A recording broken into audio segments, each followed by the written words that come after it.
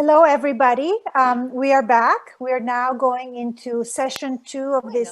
Ahora, bienvenidos. Estamos en la sesión número 2 de este webinar tan interesante. Soy María Elena Botassi y seré la moderadora. Yo estoy acá con el doctor Peter Hotez, que estaba en la sesión anterior.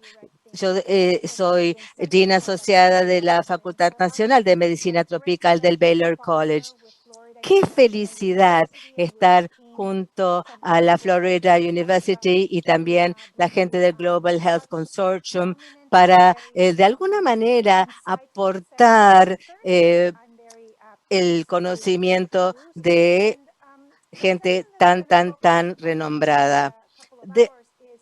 En las próximas horas vamos a hablar, después de ver todo lo que ha ocurrido respecto de las vacunas para COVID, y vamos a ver qué es lo que está ocurriendo con las nuevas variantes, esas nuevas variantes, las VOCs, y cómo ha de afectar las estrategias vacunales y cómo esto va a permitir preservar los beneficios de las vacunas y qué pasa cuando tengamos que monitorear o generar conocimientos nuevos o nuevas vacunas.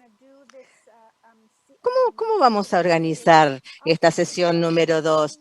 Yo voy a hacer una breve presentación de nuestros 3 participantes, o sea, cada uno va a presentar su conferencia. Habiendo terminado los 3 oradores, voy a presentar panelistas diferentes que se unirán a la conversación, y el panel va a abordar lo escuchado en las presentaciones y lo vamos a abrir a algunas preguntas tan interesantes y un debate abierto. Bien.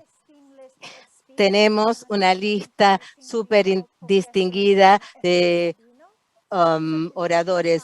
Esther Sabino, inmunóloga de la Universidad de Sao Paulo, Brasil, es profesora adjunta del Servicio de Enfermedades Parasíticas e Infecciosas de la Facultad de Medicina. Su área de investigación es seguridad transfusional, arbovirus, HIV, anemia deplanocítica y paludismo, y ella es una investigadora fantástica, enfermedades tropicales, de alguna manera soslayadas, también identificación de biomarcadores, caracterizando y también validando biomarcadores que nos podrán ayudar a determinar cómo detectar no solamente la severidad de las infecciones, sino cómo mejor entender estas enfermedades. Bienvenida, doctor Sabino, y es un placer escucharla.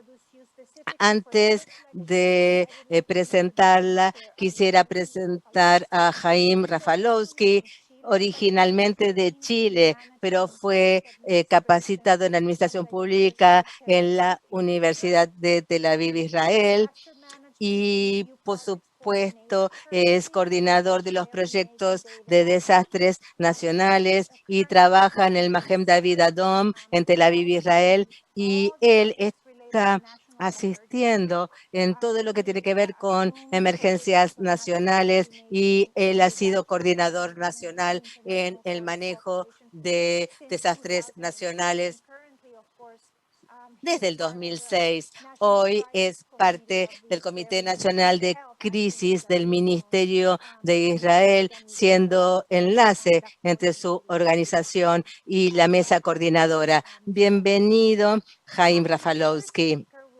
Y el tercer orador, Marco Safadi. El doctor Safadi es un especialista en enfermedades infecciosas de la Santa Casa de Facultad Médica de San Luis, de Sao Paulo. Él es miembro del Comité Asesor de Expertos de la Sociedad Latinoamericana de Infectología Pediátrica. Safadi es miembro del Comité Permanente de Prácticas de Inmunización del Ministerio de Salud brasilero, y él también tiene muchísima información a nivel de neumococo, y también toxocongénito, rotavirus, influenza, HPV, infecciones comunitarias y tanto más. Como ustedes se darán cuenta, ¿no? Tenemos una lista de oradores espectaculares.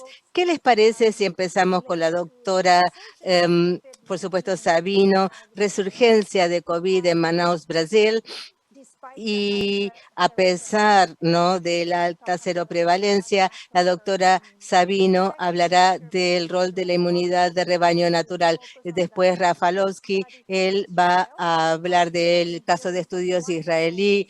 Bueno, hemos escuchado resultados espectaculares y Rafalowski nos llevará por la implementación, y el doctor Marco Safadi ciertamente va a hablar de su experiencia. Bueno, bien. Entonces, ahora le paso la palabra a la doctora Esther Sabino.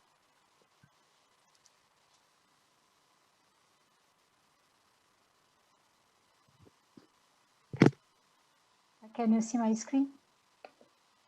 Yes. Okay. So thank you for the invitation. Muchísimas gracias por la invitación. Este es un estudio que hicimos en la región de Manaus. Acá en pantalla ustedes pueden ver una reseña de COVID, cantidad de muertes y casos severos en Brasil. El pico se detectó en mayo, un pico prolongado, y después vemos cómo ha ido subiendo en el momento de las elecciones también. Entonces, esto lo vemos que se ha replicado en algunas ciudades. Estas son 7 ciudades que participaron del estudio y es el sistema de vigilancia CIVET. Tal como pueden apreciar, algunas ciudades han sufrido picos importantes y otras no tanto. De manera tal que esto ha sido complicado, ¿no?, entender por qué esta variabilidad. Nosotros utilizamos donantes de sangre porque es una población fácil de estudiar y los productos de sangre se guardan 6 meses en los bancos de sangre de Brasil. Entonces, cuando tuvimos las muestras disponibles, teníamos las muestras disponibles para su evaluación. Entonces, la muestra fue 1000 donantes de sangre, y que acá vemos las ciudades estratificadas y por código postal, y también hicimos una evaluación retrospectiva con el ensayo de quimioluminiscencia para SARS-CoV-2, el ensayo de quimioluminiscencia de IgG de Abbott. Y acá, como fue en junio, era el ensayo de IgG que teníamos. Acá vemos la población tan interesante utilizada, pero el costo obviamente fue enorme. O sea, por supuesto, estamos hablando de $100,000, lo que implicó costear este estudio sin el costo de la prueba, ¿no?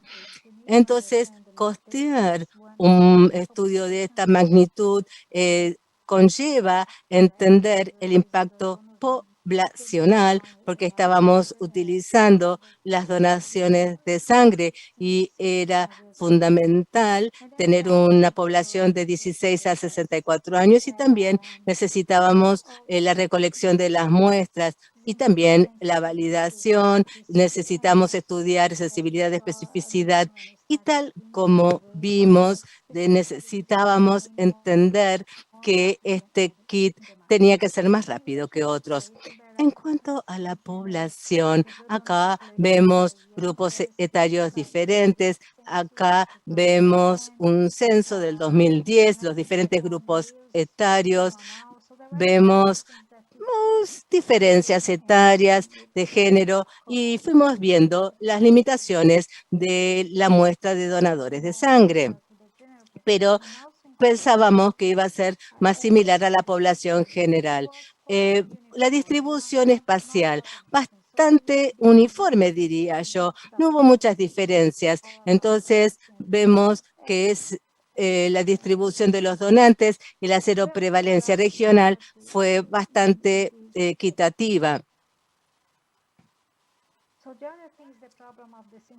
Bueno, el tema de la sensibilidad de la muestra, bueno, vemos que hay pérdida de sensibilidad. Vemos acá las muestras de Manaos y acá vemos donantes de plasma de convalecientes, es muy importante, y tuvimos problemas que implicaban interpretar rápidamente el sesgo del espectro, porque había algunas muestras que eran celosilentes, entonces necesitábamos corregirlo, pero no fue tan simple porque de alguna manera lo que íbamos viendo era la pérdida de seroprevalencia según las edades, el género. No fue fácil de alguna manera encontrar el modelo para cubrir todos estos aspectos. Al analizar los datos de Manaos y de Sao Paulo, rápidamente nos pudimos dar cuenta de que la prevalencia de 5,5% al 46%, después se fue perdiendo, pero vemos que después de unos meses fue la mitad. Entonces, utilizamos esta reducción como para corregir, presuponiendo que de alguna manera no había infecciones, tratando de alguna manera de corregir todo esto. Y la manera de que lo hicimos fue de un 46, fuimos a un 52, corrigiendo la sensibilidad del ensayo, logrando una sensibilidad del 65% en junio y julio. Es así como hicimos las correcciones en San Pablo. 11, llegamos a 11, después se quedó estable y se piensa como que disminuye un poco en octubre, llegando a un 20%. Acá vemos esa suerte de caída que mencioné anteriormente en la medición del ensayo. Vemos cómo va bajando y acá como la cantidad de personas va aumentando. Y es así como se ve la curva, y acá vemos que la curva lograda rondaba aproximadamente el 70%. Acá tenemos datos de las otras ciudades y es muy similar a la cantidad de casos. Fortaleza, miren a Fortaleza, vean el pico, ¿no? Y después vemos acá Belo Horizonte, vemos El Salvador y Río. Lo importante que se infiere de estos modelos es que el umbral de inmunidad de rebaño es fundamental y debe rondar 60,7, presuponiendo los valores anteriormente mencionados. Entonces, debemos pensar que esta pandemia va a continuar, pero creemos que después de un 60% va a disminuir y vemos que todo lo que sería diferente sugiere, por ejemplo, una reinfección o la introducción de nuevas variantes, o sea, el umbral de la inmunidad de rebaño. Pero fue sumamente sorprendente, ¿no? Cuando vimos la reducción en la cantidad de casos, pensamos que teníamos que llegar a entender lo que estaba pasando y realmente los números han sido sorprendentes. Lo primero que tratamos de hacer es esto. Acá, esta es la hipótesis para explicar el resurgimiento de SARS-CoV-2 en Manaos. La tasa de ataque del 76% al mes de octubre se sobreestimó. Este es un tema muy importante. También otra hipótesis, una reducción general de la protección inmunitaria, un nuevo linaje, ¿por qué no? Un nuevo linaje con más capacidad de transmisión, como el E484K. En primer lugar, quisiera decirles que los datos de sensibilidad y especificidad estaban bien. No sobreestimamos nada. y esta es la manera en que yo lo puedo explicar. No soy experta en modelos matemáticos, pero una manera de hacerlo es disminuir el cutoff del kit a un valor menor. Si bajáramos a 0,1, es esto lo que logramos. Entonces, si uno cambiara el umbral, lo que es tan interesante es que cambiando el umbral, verdaderamente hay un 53%. Entonces, esto es sin la corrección del umbral y es similar a los otros umbrales cuando se corrige por falsos positivos y falsos negativos. ¿Cuál es la idea entonces? Tomemos la hipótesis de que todo se ha medido y que nos da los mismos resultados y midamos el IFR como se ha hecho y midamos realmente el IFR estimado al comienzo de la pandemia. Y es así como lo hicimos con un corte de 0,1, permaneció estable, pero aún con este nivel de anticuerpos, utilizando el IFR, vemos cómo se correlacionó en los meses de julio y octubre y también corrigiendo por la disminución de anticuerpos. O sea, acá estamos haciendo la sensibilidad y especificidad ajustada y extrapolación en base del IFR. Entonces, nosotros decidimos pensar, ¿cómo podemos identificar un nuevo PI? Creemos que en esta población de 500.000 eran personas que no habían estado previamente expuestas. Es un montón de gente. Es verdad, por lo tanto, acá podemos apreciar una cepa de alta transmisibilidad y que es quizás una cepa con mayor nivel de patogenicidad. Entonces, es esta la variante que ya circulaba en enero. Vemos acá 17 mutaciones y 3 similares a la cepa inicial. Entonces, es importante saber que se identificaron otras cepas en Manaos y que no tenían tantas mutaciones, pero que conllevaban esta mutación, la E484K, que se asoció con una variante mutada. Entonces, ahora testeamos más muestras en Manaos y de alguna manera pudimos estudiar el linaje.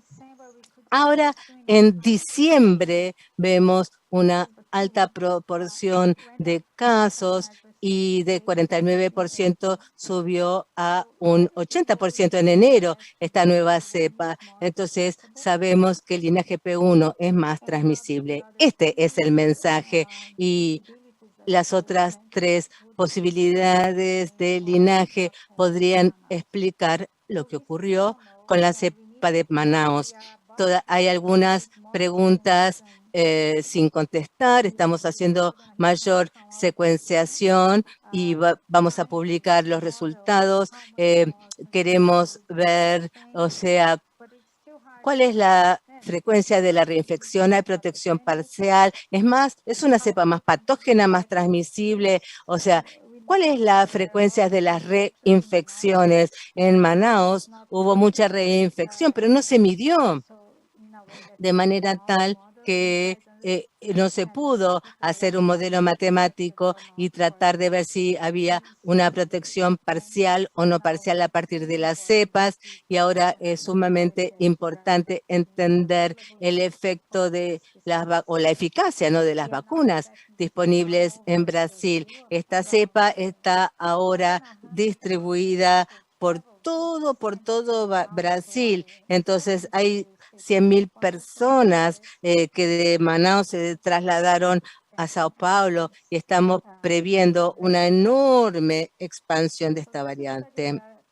Este estudio fue un estudio de colaboración con CAGI, con el estudio con la Facultad de Investigación, y acá vemos todos los centros que hemos estado trabajando en conjunto para generar este programa de investigación. Acá termino. Muchísimas gracias por vuestra amable atención y espero haber estado en tiempo. Espectacular, doctora Sabino, qué interesante, ¿no? Y usted al final compartió alguna serie de preguntas que podrían llegar a prever o las estimaciones, ¿no?, que usted sugiere tienen que ver con esas otras variantes que están circulando en Brasil y cómo verdaderamente van a modificar la capacidad de alguna manera de lograr esa inmunidad y protección de rebaño. Y ahora el doctor Chaim Rafalowski, el programa de vacunación de Israel. ¡Qué interés! Buenas tardes de Tel Aviv, ¿me ven? Sí. Soy Chaim Rafalowski, soy coordinador. Perdón, doctor Rafalowski. Por favor, ¿puede compartir mejor la pantalla? El Screen View es como que se proyecta como pantalla, no como presentación. Un minuto, un segundito, por favor.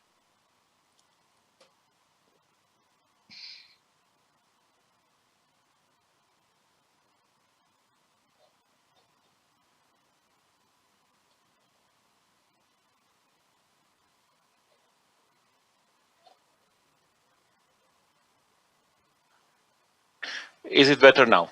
¿Mejor ahora? No, doctor. En la configuración.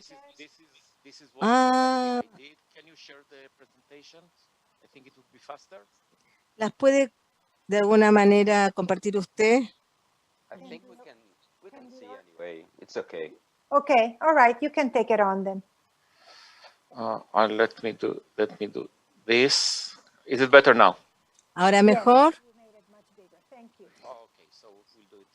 Bueno, así perfecto. Soy Chaim Rafalowski, soy coordinador del manejo de destrastes de, por supuesto, lo que sería el Magen David Adom, que sería como la Cruz Roja israelí. Antes de referirme a las vacunas, para los que no están familiarizados con Israel, Israel tiene 22.000 kilómetros cuadrados y somos 9,3 millones de habitantes.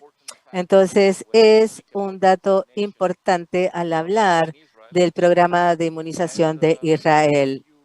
Acá en pantalla ven los números de las 9,3 millones de habitantes que tenemos, más o menos 600.000 que no pueden ser vacunados y hay 2,5 millones de niños de 16 años o menos que tampoco serán vacunados. ¿Cuánto nos queda? Nos quedan 6 millones de personas que serían vacunables y al día de ayer vacunamos 4,6 millones y 3,2 millones ya recibieron ya la segunda dosis y después de la segunda dosis a la semana se confiere protección. Para nosotros en Israel, lo más importante es que si analizamos la población de 60 años o más, si combinamos los vacunados y los que se recuperan, hay un factor de protección del 92%, y para los que están en el grupo etario de 50 a 59, más o menos hemos alcanzado un 76% de protección y obviamente mucho más debajo, ¿no? Y tenemos 150.000 personas todavía en el grupo de 50 años o más. Entonces, tenemos más de 400 centros de vacunación a través del sistema de salud o HMO, que es la Organización de Salud Pública, porque estamos trabajando a nivel de los hospitales. Los hospitales cumplen con el 96% de lo que sería el esfuerzo de vacunación y obviamente son los hospitales los que vacunan, porque en Israel uno va al clínico y el clínico toma con la historia clínica, bueno, se vacunan en el hospital. Esto se hace todos los días, no es nada nuevo. Por supuesto, nuestro hospital, el Magen David Adom, tiene un récord histórico de atender personas con discapacidades. Y hace 10 días ya concluimos vacunar a todos los geriátricos de mi país. La población de personas en geriátricos, que es una población súper vulnerable, ya está vacunada, más de un 95% de vacunados. Nosotros llegamos a la comunidad, nosotros estamos vacunando en muchísimos lugares y hay muchísima gente que quiere ser vacunada y, por cierto, vemos acá abajo la foto en la municipalidad de Tel Aviv. Hay una población muy joven. Ahí se está vacunando a gente y le dan una bebida sin alcohol después de ser vacunado. Un pinchacito y una bebida. Y obviamente esto lo suben en Instagram, en Facebook, tratando de generar mucho entusiasmo, ¿no?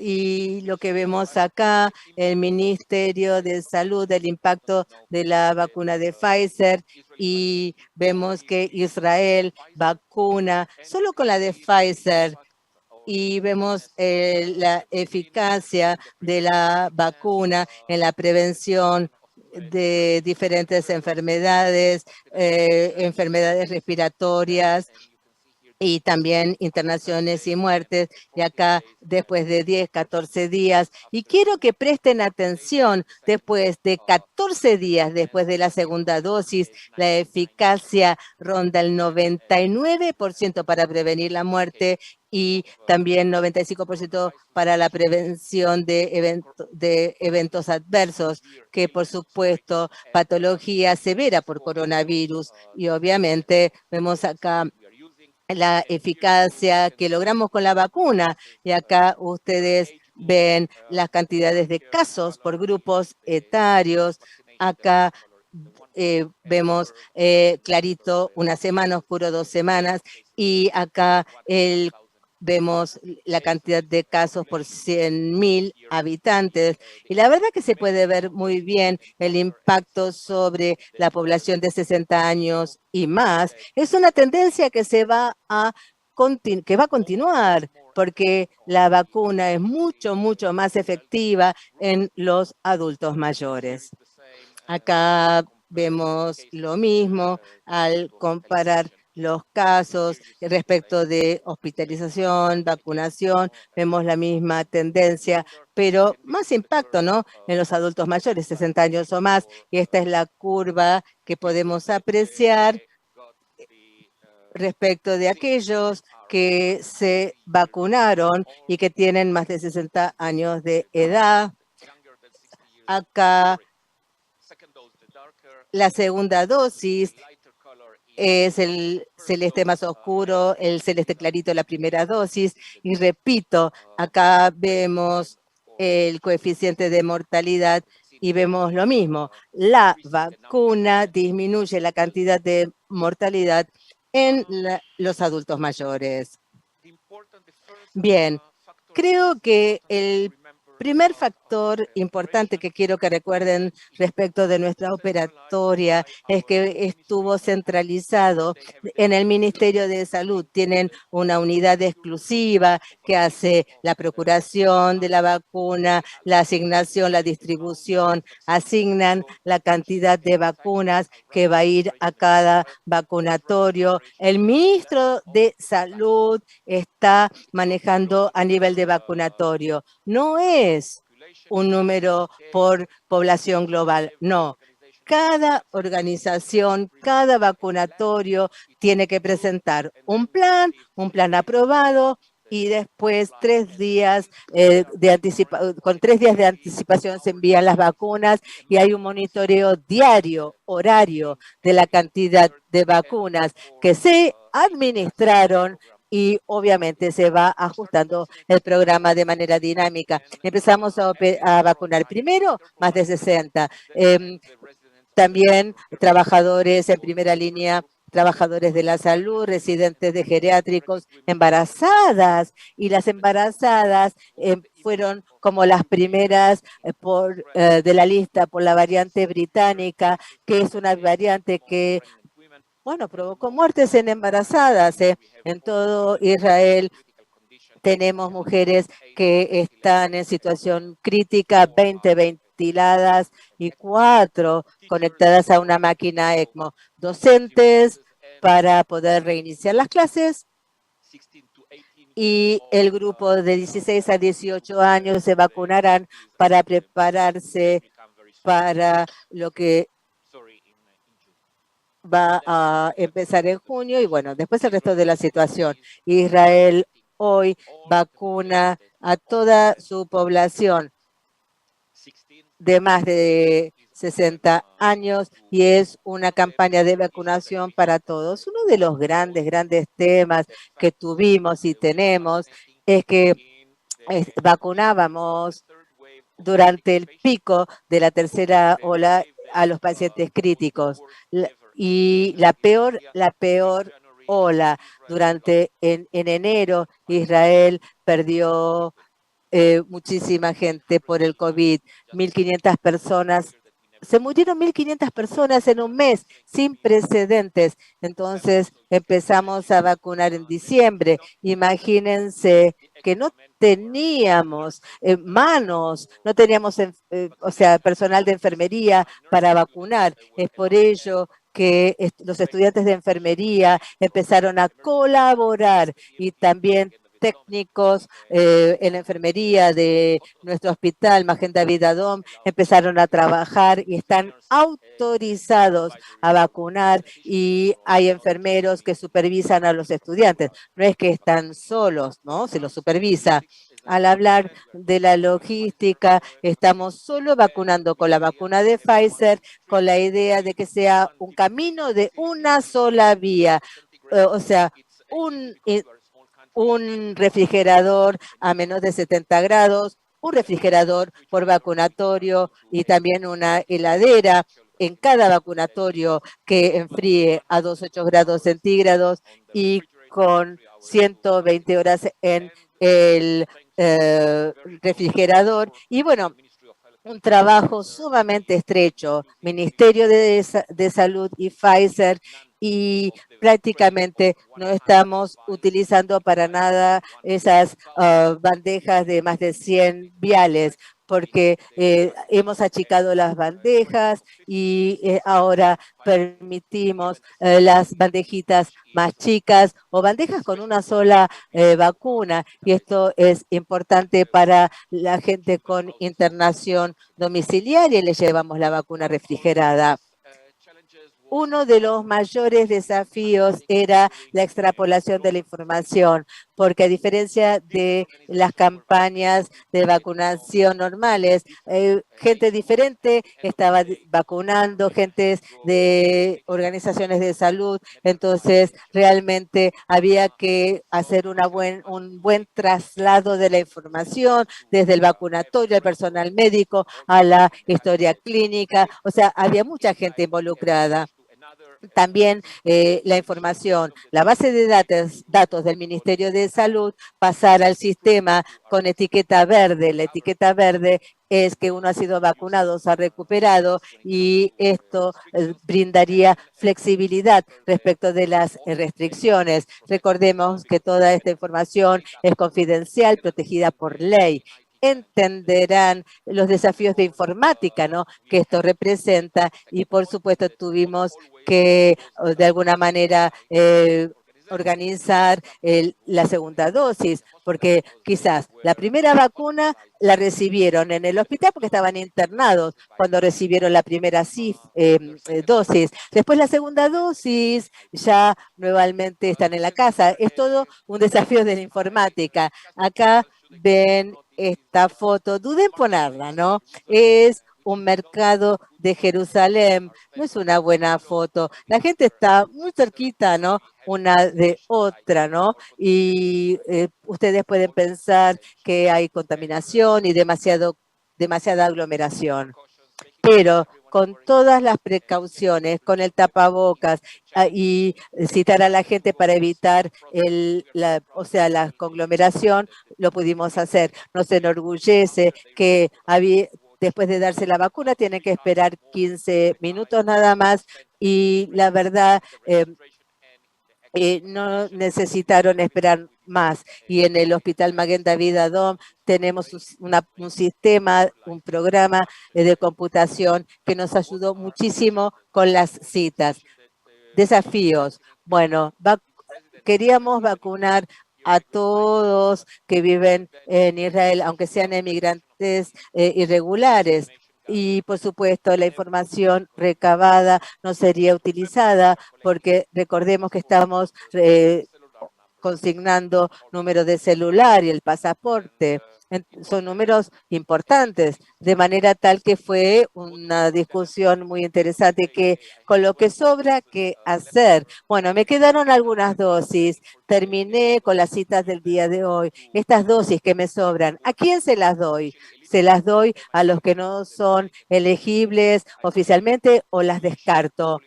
Y quizás yo fui criado con una idea de que nada queda en el plato, nos comemos todo y así jamás vamos a tirar una dosis. Si hay gente que quiere vacunarse y aunque no pertenezcan al grupo exacto, no la vamos a tirar. La vacuna se aprovecha. Casos de internaciones domiciliarias y, por supuesto, es un tema, ¿no? Su traslado, el tema, vacunamos a los pacientes que se recuperan de COVID. Yo creo que se les va a dar la primera dosis 3 meses después de su recuperación. Bueno, esto puede pasar. Recordemos que, y me preguntan, bueno, ¿cuándo va a terminar esto? Nunca. Recordemos que en tanto y en cuanto haya una limitación de edad, siempre quedará gente que llegará a la edad para vacunarse. No me importa, 6, 16 años, no me importa. De manera tal que necesitamos crear un sistema y va a ser una logística desafío, ¿no? Porque personas que llegarán a cierta edad serán vacunadas y necesitaremos una tercera dosis por el tema de las variantes. Las variantes son un gran desafío. A la gente le decimos, la vacuna sirve, es efectiva, pero por ahí necesitarán una tercera dosis. Hay otro tema en algunas comunidades que no confían en las autoridades, desconfianza, temas, bueno, religiosos. La verdad que los líderes religiosos, la comunidad musulmana y los judíos ultraortodoxos nos escucharon, hablaron con su gente, les explicaron por qué se tenían que vacunar y es un acto de fe vacunarse para ellos, ¿no? Y la verdad, hubo una campaña antivacuna muy fuerte que subestimamos, esa idea antivacuna entre los jóvenes que no les gusta la vacuna, los rumores sobre los terribles efectos de segunda dosis. Hay mucha gente que después de la primera dosis no vuelve a darse la segunda dosis, lo que se llama en inglés no show. Estamos tratando de solucionarlo. Hay 1,5 millones de personas todavía no vacunadas y creo que estamos viendo que se está enlenteciendo la vacunación, porque hay gente que no quiere vacunarse. hay un tema, tiene que ver con la confianza personal, generar confianza entre los jóvenes. Es un tema generacional. La gente no quiere escuchar nada, ni en la tele, no quiere escuchar una conversación bidireccional entre expertos. Entonces, no prediquen de esta manera, pero compartimos los datos, generamos confianza y tratemos de contestar las preguntas, ¿no? Las lecciones aprendidas. Primero, trabajar como un solo sistema de salud, ¿no? En Israel, nosotros consideramos que el sistema de salud es uno solo, independientemente si somos una ONG, trabajamos, pertenecemos al gobierno, si no. Estas son alianzas fuertes y esto nos permite vacunar de una manera sumamente veloz. En Israel, la flexibilidad, la movilidad es muy importante. La confianza. Nuestros voluntarios comunitarios tratan de convencer, tratan de esparcir la palabra, tratan de generar confianza, hablan a las familias. Generar confianza es fundamental, hablar con amigos, hablar con parientes. Es clave. Y esto verdaderamente nos permitirá lograr éxito. Esta es una comunidad ultraortodoxa en el norte de Israel. En el primer intento se vacunaron 47 personas y después de que los voluntarios hablaron, llegaron más de 150 personas a vacunarse. Obviamente, el tema de computación, transferencia de datos, desafíos, ¿no? Y el mayor desafío es un mensaje conflictivo. ¿Cómo puede ser que si les decimos que la vacuna es buenísima, al mismo tiempo les decimos que tenemos que mantener el comportamiento, distanciamiento social, evitar multitudes, utilizar tapabocas y que todo nuestro medio ambiente esté súper sanitizado? La gente no entiende. O sea, ni siquiera en el sistema de salud lo entienden. Nos preguntan, ¿por qué me tengo que poner un tapaboca cada vez que entro al consultorio si usted y yo estamos vacunados, doctor? Bueno, es un mensaje complicado de dar y en Israel hay un aumento de los casos, pueden ser variantes importantes y podemos estar atrasados respecto de las nuevas variantes. Y acá en Israel, esperanza. Esperanza es la palabra. Gracias por vuestra atención y por favor, cuídense a ustedes, a su familia y a su equipo. Gracias. Gracias. Qué buena presentación. Y tenemos algunas preguntas para usted, doctor Rafalowski, el tema de las mujeres embarazadas, las estrategias de vacunar a las personas internadas y tendremos un excelente debate. Y ahora Marco Safadi, quien dirá qué está pasando con la implementación de la vacuna para COVID en América Latina. Bienvenido, doctor Safadi.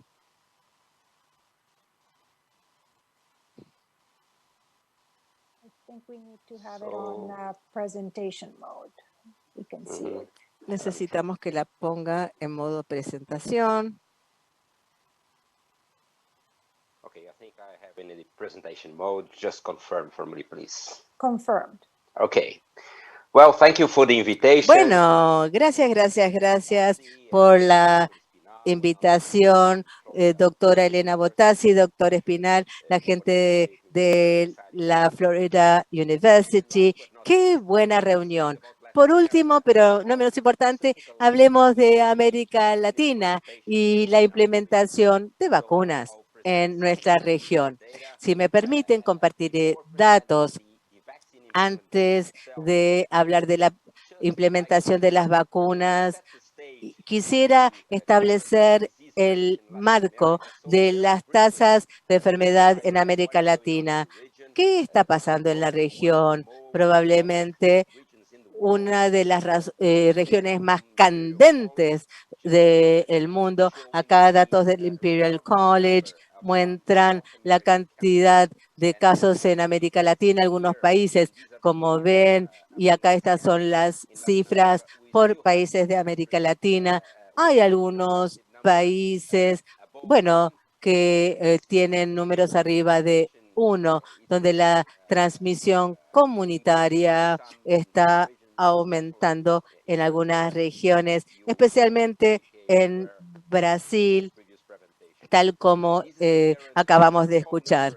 Bueno, estos son los números totales en América Latina, casi 18 millones de casos y aproximadamente 500.000 muertes, o sea, 460.000 muertes por COVID. ¿Cómo diría yo un mensaje provocativo? Estas son cifras que comparé influenza con COVID, no, mortalidad por influenza y por COVID. Muertes por influenza, 12% en niños y adolescentes. Y el 50% de esas muertes en adultos mayores, por arriba de 60 años. Ahora, las muertes por COVID, menos de un 1% de las muertes se vieron en los niños y adolescentes, pero un 72% de las muertes se registraron en los adultos mayores. Obvio, esta es una diapo muy provocativa, tratando de ver el impacto de COVID-19 y COVID en cuanto a tasa de fatalidad y mortalidad. Estos son los números. Cuando vemos los números de mortalidad por la gripe, no por influenza, una de las épocas de menor mortalidad por influenza que tuvimos, 0,16 muertes por 100.000 personas, comparado con casi 90 muertes por 100.000 personas por COVID-19. Y aún si analizamos la tasa de fatalidad por casos por SARS, estamos hablando de internaciones por el síndrome SARS respiratorio para influenza, 13%, ¿no? La tasa de fatalidad, o sea, 13% comparado con 33% de los internados por COVID. Entonces, ¿qué les parece si ahora vamos a América Latina? Acá vemos que hemos recabado datos de América Latina del Sur, América Central, México también, y con la intención de alguna manera de comparar la incidencia. Lo que está en amarillo son casos por 100.000 habitantes. Esto significa que, miren, Panamá con la mayor incidencia de la región, 77 casos por 100.000 habitantes, Panamá, pero también vemos acá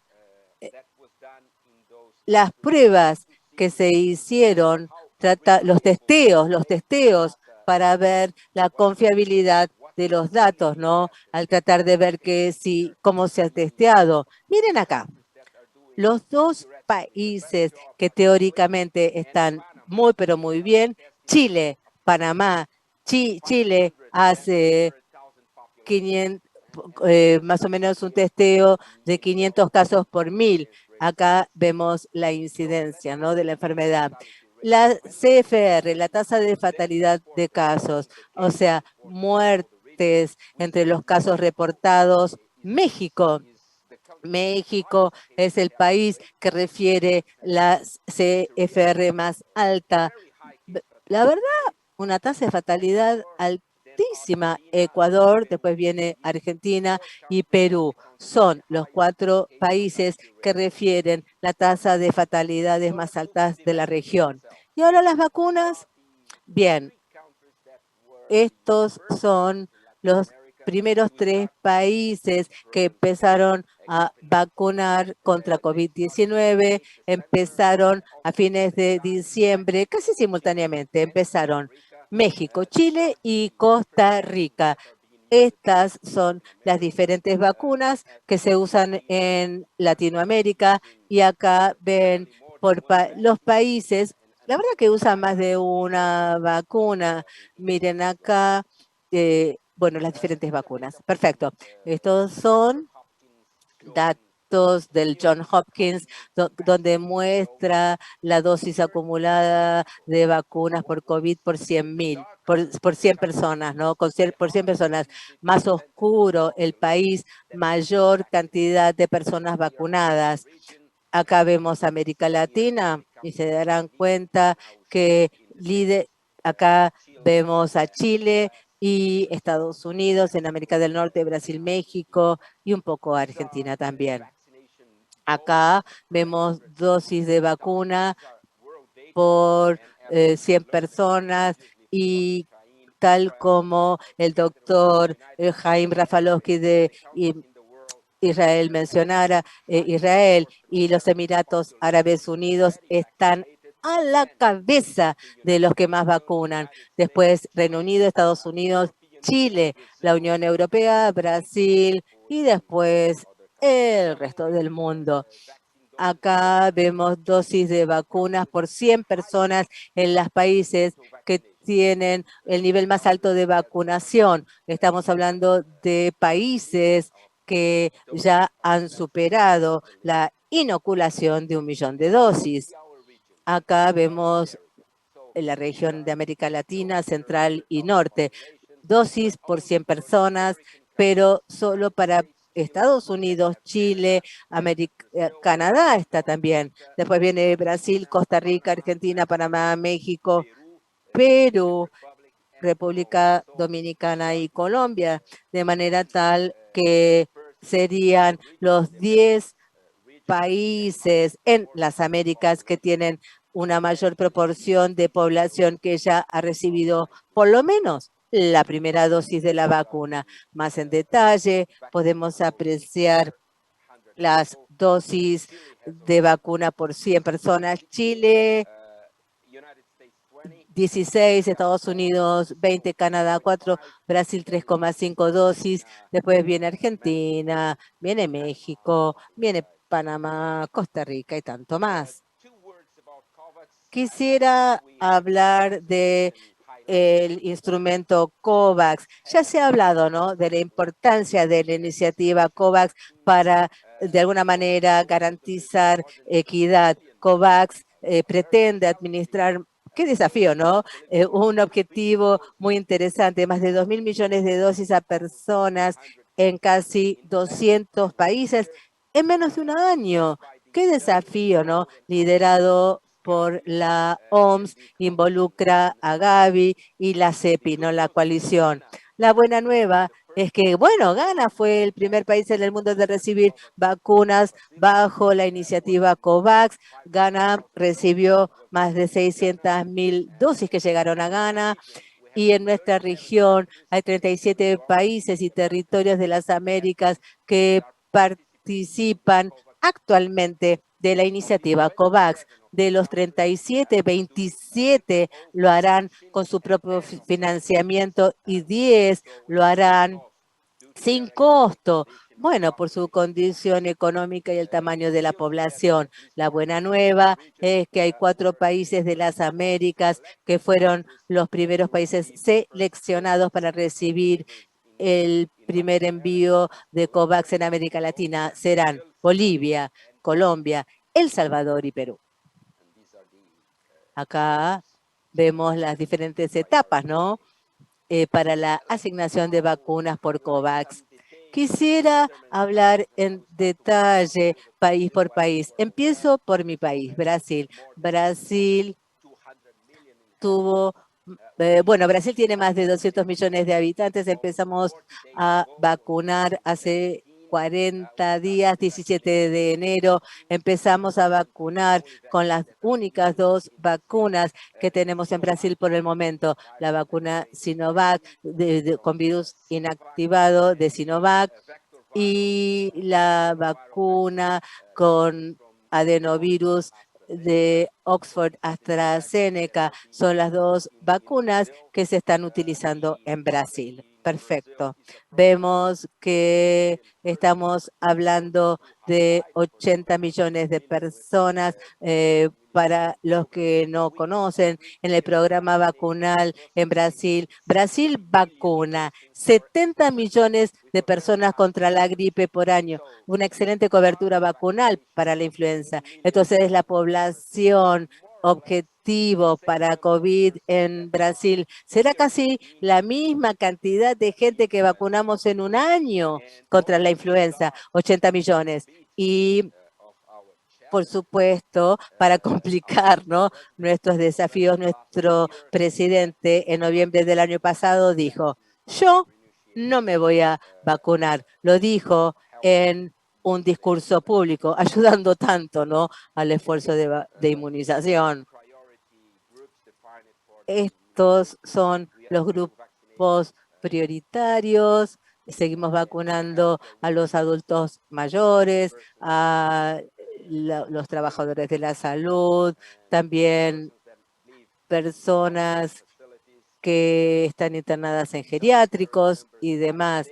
Acá, estado por estado, y hace poco, obviamente, fuimos alertados de la situación en la Amazonia, tratando de lograr una distribución equitativa de vacunas. El estado de Amazonas tiene una gran población ya vacunada, y claramente muy lejos, ¿no?, de la proporción ideal que hubiéramos querido cubrir en un lugar como es el Amazonas, que está siendo azotada por el impacto de la COVID. Entonces, la velocidad del esfuerzo de vacunación en Brasil es un ritmo que la verdad, no es el ritmo ideal. Necesitaríamos, por supuesto, tener un mejor suministro de vacunas. ¿Y Chile? Bueno, Chile, como ya dijera, está liderando América Latina en cuanto a la población, a la proporción de población vacunada. Chile está vacunando con la de AstraZeneca, con la Pfizer y Sinovac. Son las 3 vacunas que Chile está administrando ahora y están en conversaciones para poder utilizar la Sputnik 5 de Gamaleya. El plan nacional ambicioso es vacunar 16 millones de personas, pero sabemos que Chile tiene 19 millones de habitantes. Entonces, la verdad, el plan de inmunización es muy ambicioso. Quieren vacunar a muchísimos, y 6 millones en el primer trimestre del 2021. 6 millones. Estas son cifras que tomé del sitio de internet de Chile ayer. Chile ya vacunó 3 millones de personas vacunadas. 1.800.000 eran personas de 65 años y más años. 60% eran mujeres vacunadas y 40% eran hombres vacunados. Y acá las diferentes etapas del calendario, ellos pretenderán vacunar personal docente, ¿no?, trabajadores de la educación preescolar y escolar, priorizando al personal docente, ¿no?, de las escuelas, recalcando la importancia, ¿no?, de mantener las escuelas abiertas. Bueno, Argentina ha hecho un acuerdo con AstraZeneca Oxford para producir localmente su vacuna. Llegaron a un acuerdo para fabricar en colaboración con México, que será distribuido a América Latina, salvo Brasil. Brasil, que tiene su programa nacional de elaboración de la vacuna Oxford en Río de Janeiro. Entonces, el plan nacional, tiempo. Estamos por terminar su tiempo, doctor Safadi. No hay problema. Bueno, 60 millones de dosis en los primeros 6 meses del 2021 para Argentina. Colombia es un país que hace poco empezó a vacunar con estas vacunas. México, bueno, México usa 5 vacunas y estamos pasando etapa tras etapa. Y para terminar, quiero compartir los titulares sobre 3 países de América Latina, hablar de Perú.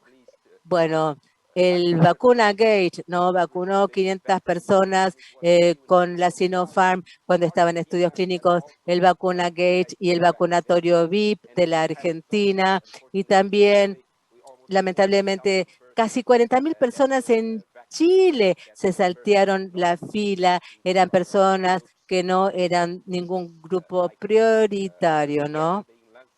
Y ayer en el Lancet, la situación peruana fue publicada en el Lancet. Ayer, hablando de lo que ocurrió con el escándalo de las vacunas. Bueno, bien, para terminar, las lecciones no adecuadamente aprendidas del pasado, la importancia del tapabocas, del barbijo.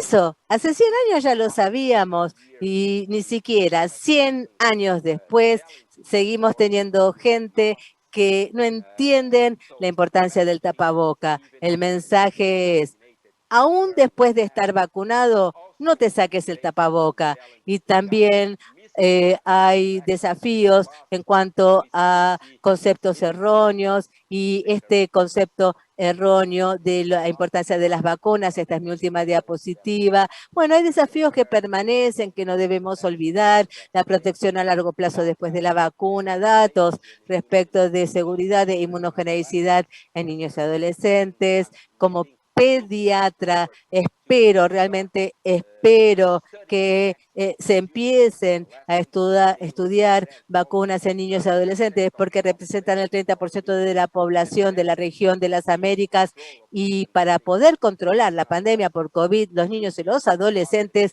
se los tendrían que vacunar.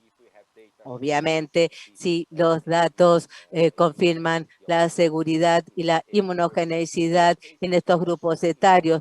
También en las Américas hay otro desafío. ¿Cuál es? El programa de vacunación para la influenza y el programa para vacunación con el COVID. O sea, ¿se pueden coadministrar con otras vacunas? ¡Qué desafío!, ¿no? Tenemos que hacer que un adulto mayor tenga que ir 3 veces, 2 para el COVID y 1 para la influenza. Coadministración no sería posible, seguridad de las embarazadas, el impacto de las variantes, obviamente, farmacovigilancia y por último, no menos importante, bueno, buscar, ¿por qué no?, formulaciones de segunda generación más estables y esto es crucial para las Américas. Gracias por vuestra amable atención. Perfecto, doctor Safadi. Y ahora los panelistas.